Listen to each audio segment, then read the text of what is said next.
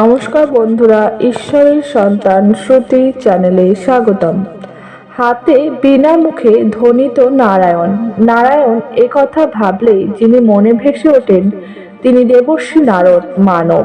জন্ম থেকে দেব ঋষির আসনে উন্নতি, ত্রিলোক সঞ্চারী ভগবানের অনন্ত ভক্ত।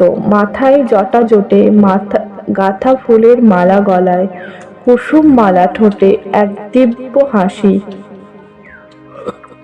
তার পদধ্বনি মানে সঙ্গে ভেসে আসে ভজনের সুর। পুরাণ বলে কোনো এক গল্পে নারদ জন্মেছিলেন এক দরিদ্র দাসীর ঘরে। তার নাম ছিল নন্দ।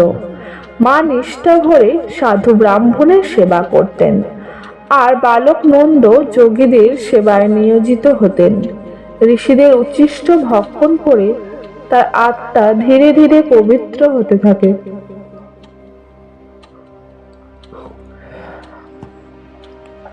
সাধুগণ স্নেহ ভরে তাকে শিখিয়ে দেন নাম জপের মহিমা।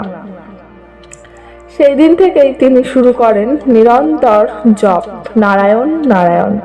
কিছুদিন পর মায়ের মৃত্যু তাকে নিঃসঙ্গ করে তোলে, কিন্তু শোকে ভেঙে না পড়ে তিনি অরণ্যে গিয়ে শুরু করেন কঠোর তপস্যা।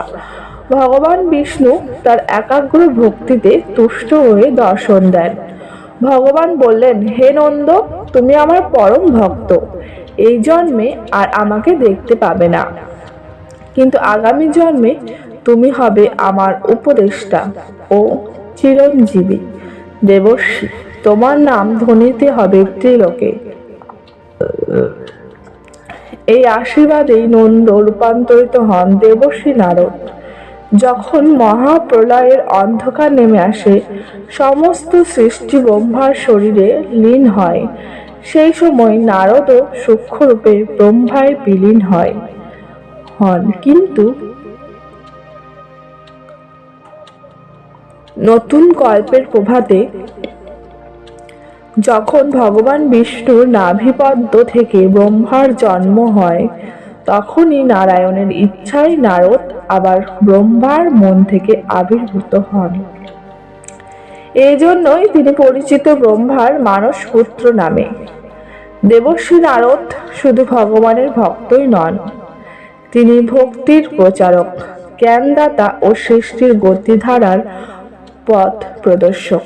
তিনি প্রহ্লাদকে ভক্তির শিক্ষা দিয়েছেন, ধ্রুবকে রাজসিংহাসনে উপযুক্ত করেছেন, এমনকি দস্যু রত্নকরকে রাম নাম জপ শিখিয়ে মহর্ষি বাল্মীকিতে রূপান্তরিত করেছেন। তিনি রচনা করেছেন নারদ সংহিতা, নারদ পুরাণ ও ভক্তি সূত্র। তার সঙ্গীত ধারা ভক্তির সাগরে